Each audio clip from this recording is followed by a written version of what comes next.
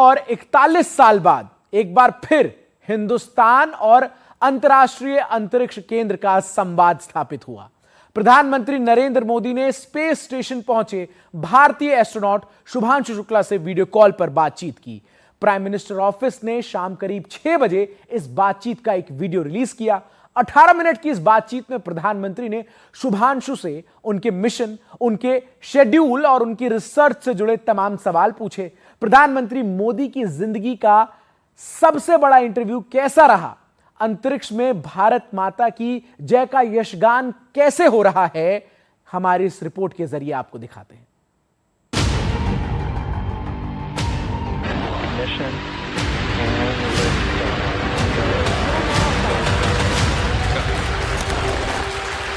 For three nations, a new chapter in space takes flight.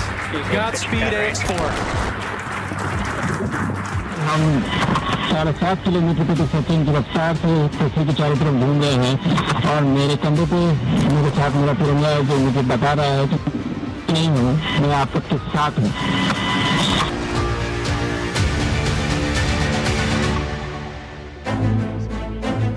ये नए भारत की बुलंद तस्वीर है। देश के प्रधान अंतरिक्ष के लाल से संवाद कर रहे हैं। शायद अपनी जिंदगी का सबसे बड़ा इंटरव्यू ले रहे हैं, लेकिन इस इंटरव्यू ने 41 साल पुरानी यादों को ताजा कर दिया, जब तत्कालीन प्रधानमंत्री इंदिरा गांधी ने अंतरिक्ष यात्री राकेश शर्मा से संवाद किया था। ऊपर से भारत कैसा दिखता है आपको? मैं बगैर किसी झिझक के कह सकता हूँ कि सारे जहां से अच्छा। अंतरिक्ष वही, स्पेस स्टेशन वही, सूरज चांद भी वही, बस बदल गए तो तकनीक और संवाद स्थापित करने वाले चेहरे। अब नरेंद्र मोदी प्रधानमंत्री हैं और अंतरिक्ष यात्री शुभांशु शुक्ला। सवाल वही था, भारत कैसा दिखता है।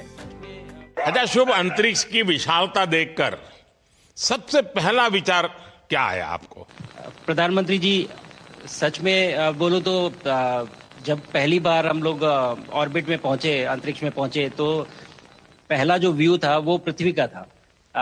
और पृथ्वी को बाहर से देख के जो पहला ख्याल और पहला जो थॉट मन में आया वो ये था कि पृथ्वी बिल्कुल एक दिखती है। मतलब बाहर से कोई सीमा रेखा नहीं दिखाई देती, कोई बॉर्डर नहीं दिखाई देता।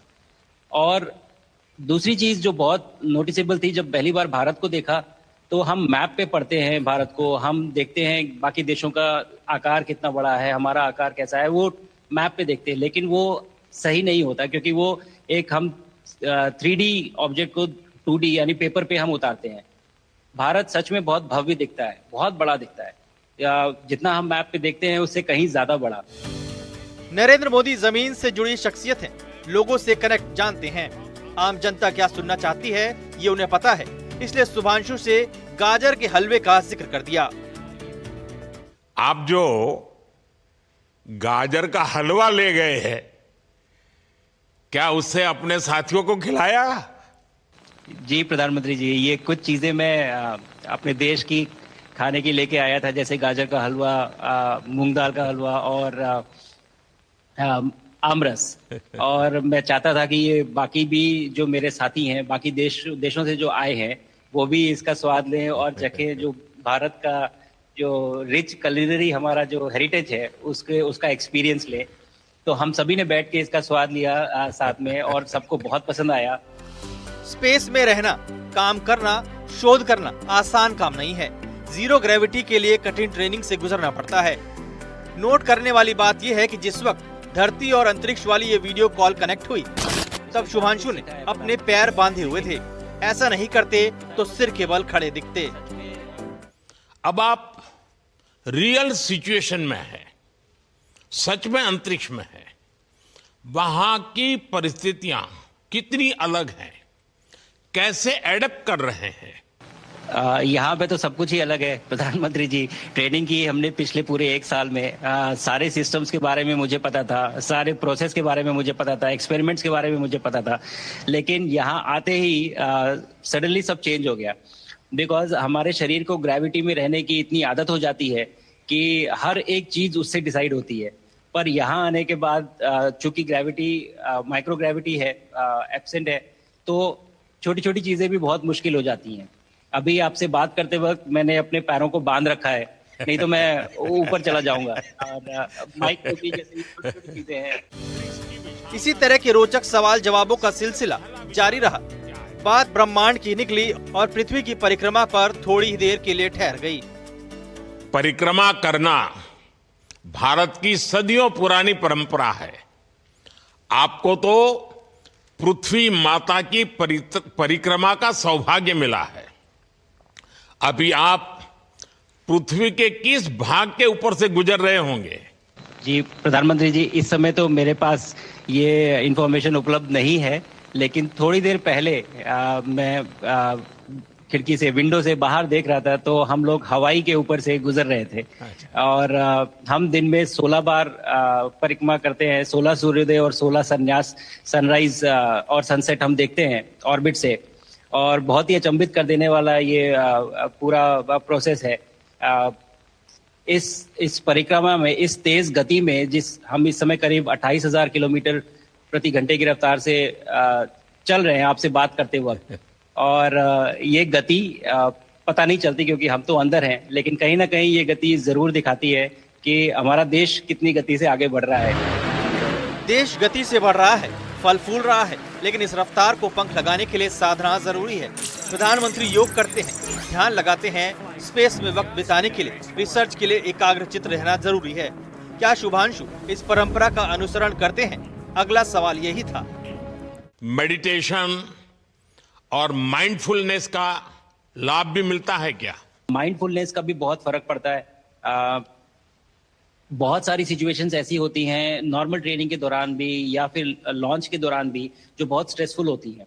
और माइंडफुलनेस से आप अपने आप को उन सिचुएशंस में शांत रख पाते हैं और अपने आप को काम रखते हैं, अपने आप को शांत रखते हैं, तो आप अच्छे डिसीजन ले पाते हैं।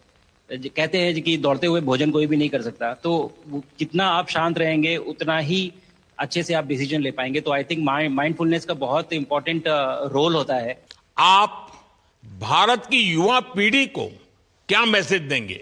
मैं हर एक बच्चे को जो ये देख रहा है, हर एक युवा को जो ये देख रहा है, एक मैसेज देना चाहता हूं, और वो ये है कि अगर आप कोशिश करते हैं और आप अपना भविष्य बनाते हैं अच्छे से, तो आपका भविष्य अच्छा बनेगा और हमारे देश का भविष्य अच्छा बनेगा। और केवल एक बात अपने मन में रखिए, that sky is never the limit, ना आपके लिए, ना मेरे लिए और ना भारत के लिए। और ये बात हमेशा अगर आपने मन में रखी तो आप आगे बढ़ेंगे, आप अपना भविष्य उजागर करेंगे और आप हमारे देश का भविष्य उजागर करेंगे। प्रधानमंत्री ने शुभांशु को होमवर्क दिया, कहा कि अब हमें गगनयान मिशन को आगे बढ़ाना है, हमें अपना खुद का स्पेस स्टेशन बनाना है, साथ ही चंद्रमा पर भारतीय एस्ट्रोनॉट की लैंडिंग भी करानी है। इन सारे अभियानों में आपके अनुभव बहुत काम आने वाले हैं। प्रधानमंत्री ने उनके एक्सपेरिमेंट पर भी सवाल पूछे।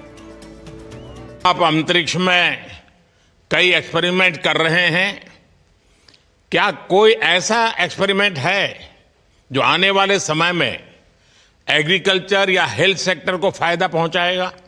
जी प्रधानमंत्री जी, मैं बहुत गर्व से कह सकता हूं कि पहली बार भारतीय वैज्ञानिकों ने 7 यूनिक एक्सपेरिमेंट्स डिजाइन किए, जो कि मैं अपने साथ स्टेशन पे लेके आया हूं। और पहला एक्सपेरिमेंट जो मैं करने वाला हूं, जो कि आज ही के दिन में शेड्यूल्ड है, वो है स्टेम सेल्स के ऊपर। अंतरिक्ष में आने से क्या होता है कि ग्रेविटी चूंकि एब्सेंट होती है तो लोड खत्म हो जाता है, तो मसल लॉस होता है। तो जो मेरा एक्सपेरिमेंट है वो ये देख रहा है कि क्या कोई सप्लीमेंट देके हम इस मसल लॉस को रोक सकते हैं या फिर डिले कर सकते हैं। इसका डायरेक्ट इम्प्लीकेशन धरती पे भी है कि जिन लोगों का मसल लॉस होता है ओल्ड एज की वजह से, उनके ऊपर ये सप्लीमेंट्स यूज किए जा सकते हैं। तो मुझे लगता है कि ये डेफिनेटली वहाँ यूज हो सकता है। साथ ही साथ जो दूसरा एक्सपेरिमेंट है वो माइक्रो एल्गी की ग्रोथ के ऊपर। ये माइक्रो एल्गी बहुत छोटे होते हैं लेकिन बहुत न्यूट्रिशियस होते हैं। तो अगर हम इनकी ग्रोथ देख सकते हैं यहाँ पे और ऐसा प्रोसेस इजाद करें कि ये ज्यादा तादाद में हम इन्हें उगा सकें और न्यूट्रिशन हम प्रोवाइड कर सकें, तो कहीं ना कहीं ये फूड सिक्योरिटी के लिए भी बहुत काम आएगा धरती के ऊपर। 14 दिन तक इसी तरह के प्रयोग जीरो ग्रेविटी में होंगे ताकि मानवता को फायदा मिले। आखिर में प्रधानमंत्री ने सिर्फ इतना कहा, लोग शुभांशु आपके एक्सपीरियंस जानना चाहते हैं, जो कहना चाहे बेहिचक कहिए। 140 करोड़ देशवासियों को धन्यवाद और स्पेस से सबके लिए भारत माता की जय।